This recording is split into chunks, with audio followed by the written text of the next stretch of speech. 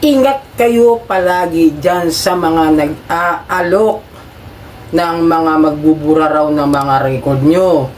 Yung system deletion, yung override, mga kung ano ng mga i-offer sa inyo, makakatulong daw sila dyan sa mga utang ninyo para hindi na raw kayo makontak at hindi na raw kayo guluhin at makaiwas daw kayo sa mga harassments. Tandaan nyo, walang makakabura ng record nyo sa mga OLA kundi ang mismong OLA lang. Alright, welcome back mga ka-Johnny. Muli, naglalambing po ako sa inyo bago tayo magsimula. Paki-follow po ang aking mga social media account, ang Facebook, TikTok at itong aking YouTube channel. Paki-like na rin po, share nyo na at hit nyo na yung notification bell para updated po kayo sa mga videos na ginagawa natin dito about sa usapang online lending app. So yun mga ka-Johnny, paalala lang lagi ko sa inyo. May mga nakikita ako dyan na kung sa mga OLA victims community, no? Sa ibang group yun, sa ibang mga group na medyo malalaki na yung mga followers sila, yung mga member, okay? May mga nakikita pa rin ako na hanggang ngayon naniniwala pa rin dito sa mga bura-bura gang. Kung saan nakita ko to, itong post na ito, pakita ko sa inyo, okay? Kung saan nag-post siya bilang anonymous na member. Scammer po itong tao na ito. Nag-aalok na delete ang account mo sa OLA, pagkatapos nun bigla gamitin mga details para makapag-loan sa ibang OLA. Biruin nyo yan, ha? Nakaka-alarming yun. Bilang awareness lang to, hindi ko na pinapakita yung picture nung tao na pinost niya kasi pwede rin akong magkaroon ng problema dahil wala akong matibay na ebidensya about doon sa tao na pinost niya. Kaya kahit siya nag-anonymous, diba? Kasi bawal yun eh. Kahit na totoo yung sinasabi natin, pwede pa rin na yung makasuhan dahil dyan. So yun, paalala lang ha.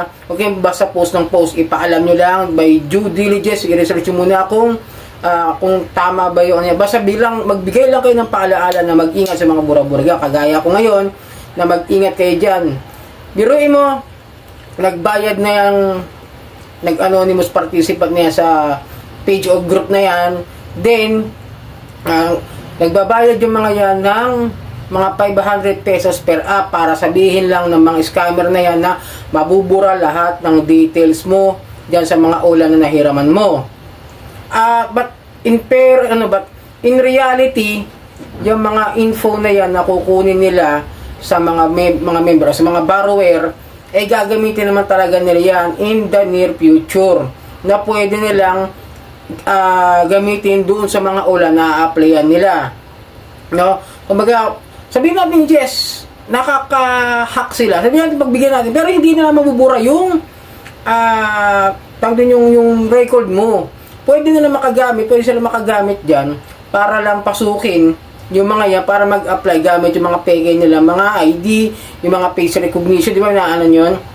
Pwede na lang gamit na, hindi ko sure kung paano nila nagagawa. Siyempre, di naman ako IT, wala akong alam dyan. Pero kung sila nagagamit dyan, it's possibility na talagang pwede sila makapag-apply gamit ang ibang info. O maaaring ganito, yung picture na gagamitin doon is para papatungan lang nila yon ng ibang muka. Parang gano'n, no? Alam na naman mga tao, yung mga scammer, mahuhusay ang mga yan. Kaya nila magpanggap ng kung sino-sino man, kahit sa pangalan, mga address, yung mga info. Kaya magiging problema nyo dyan, hindi lang yung nagbayad na kayo, na-scam na kayo. Diba? Na ano pa kayo, nakapag in-apply pa kayo sa ibang OLA. Imbis na mawawalan kayo ng problema, mas nadadagdagan yung problemang napasok nyo dahil dito sa mga abusado, mga bura-buragang, override, deletion system, yung mga basta tandaan nyo ha, huwag kayong naniniwala dyan kahit nga doon sa mga sa GC ko, may mga nagpo-post na na may nag-aalok din sa kanya, sabi ng mga member, medyo hindi na ako active sa GC ko ha, yung mga gustong pumasok sa GC ko, pasensya na, hindi na muna ako nagtatanggap ngayon, nagpapahinga ako dahil nga madalas yung pagkahilo ko. Tama, nung hindi ako masyado naging active sa GC, medyo nag-okay-okay yung pakiramdam ko. Kasi siyempre, umaga pa lang puro nakita ko problema na kagad. Kaya medyo iniiwasan ko muna ngayon. Kaya pasensya na po doon sa mga gustong pumasok sa GC ko. Wala po muna akong tatanggapin. Magpapahinga po talaga ako ngayon. Kaya sa GC ko, wala akong masyadong pinopost, wala akong masyadong activation sa group. So yun, tuloy natin. Dahil nga, mas malaki magiging problema nyo dyan sa mga yan. Magagaling yung mga yan. Imbis na mawawalan kayo ng Pero, kung sakasakaling nakuha nyo yung info ng mga bura-buragang na yan na nakausap nyo, kung kaya sabihin mo ng gumagamit sila ng mga dummy account, kung sila matitrace naman kung dadalhin nyo sa PNP o sa NBI, anti-cybercrime, na kayo na scam, pwedeng kunin yung mga yung mga IP address ng mga bura-buragang na yan, i-report nyo sa PNP o sa NBI anti-cybercrime. Pwede po yan na at least yan, harapan na nakakapag-chat ninyo na mga scammer, di ba? At least yung kahit paano, nakabawi kayo ron. Pwede nyo ipakulong talaga. Hindi katulad ng mga OLA na agent na mautak talaga sobra na hindi mo na kung saan yung address o kung ano man yung pagkatao nila dahil itatago sa kung saan. Pwede nyo i-report yung mga ganyan. Kasi pasok pa rin sila sa mga cyber crimes. Okay? Kaya naawa ko sa inyo, no? Mga fellow OLA victims. Naawa ko sa inyo. Kayo, kasi na medyo naiintindihan ko yung desperate moves, mga desperadong pagkakataon na kailangan nyo makalagpas o makaiwas o makatapos diyan sa mga problema sa OLA. Tandaan nyo, walang ibang makakatulong sa inyo. Hindi ang mga bura-buragang, hindi ang mga override, hindi ang mga deletion up system, hindi yan kayo matutulungan ng mga yan. Ang tangang makakatulong sa inyo ay ang sarili nyo. Tulungan ninyo labanan yung mga problema nyo dyan. Humanap kayo ng mga tao na makakapagbigay sa inyo ng tamang payo, tamang gawin, yung mga taong pwede nyo paglabasan ng sama ng loob, at kung ano ba yung naging dahilan kung bakit kayo napasok sa ganyan. Kaysa maniniwala kayo dito sa mga ganitong klase ng mga scammer na yan. Magbabayad ka na, may problema ka pa. Hindi lang yun. Diba? Ulitin ko, hindi lang yun. Gagamitin pa nila sa ibang OLA, di lalo kayo nagkabaon-baon sa utang dyan sa mga OLA. Dahil once na ginamit nila yun, automatic, ikaw yung hahanapin ng mga yan dahil yun ang pangalan mo, yung number mo, na nakuha nila sa'yo. Meron mo number mo, ha? O, number mo gagamitin yan. Hindi number ng mga bura-buragang na gagamitin sa ibang OLA, syempre. Kaya tuso yung mga yan, eh. Kaya, naaawa ako sa inyo.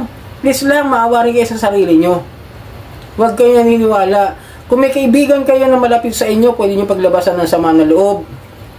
Kung hindi nyo kayang sabihin sa pamilya nyo yung mga ganyan, no? Dito sa mga channel namin, katulad namin nila Boss Ray, Ate Red, Team Marcos, si Pat Quinto medyo seryoso sa ano yan, sa mga financing. Review sila mamiyam yan.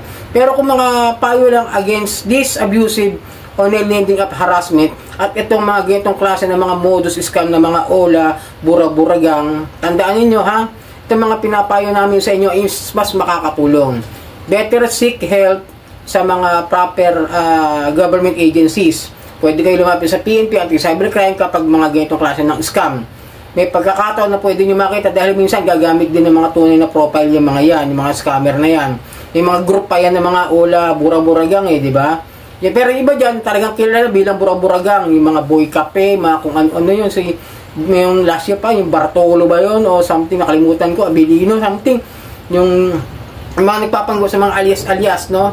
Pero kilala na sa victims, o the victims community, ng mga miyembro ng bura-buragang yan, nagpapanggap na tutulong, pero hihingi ng pera para sabihin na tatanggalin namin yan by payment na 500 pesos per app. Eh, sabihin mo na may 5 kang OLA, automatic 2.5. Di ba? Tapos akala mo ba nabubura ka na? Akala mo hindi na akala mo nawala na. Kasi parang tumahimik. Hindi yun. Tumatahimik lang talaga yung mga OLA niya once na hindi kayo masyado nagre-reply sa mga yan. Tandaan nyo, ha, yung mga OLA niya, tatahimik lang 1 linggo yan. Kaya akala nyo okay na yung pagtulong nila sa hindi nawawala. Kahit yung mga info natin na ibinibigay sa kanila, binibigay din nila sa ibang mga OLA. At pati na rin sa ibang mga kasabwat nila. Kaya mag-isip kayo na mabuti bago nyo pasukin yung mga alok-alok na mga ganyan. Okay? So sana mga kadyan nakatulong ang video ito. Muli, maglalambing po kasi nyo na pakifollow po ang aking mga social media account. Ang Facebook, TikTok at itong aking YouTube channel. Maraming pong salamat. Sarang hamnida po.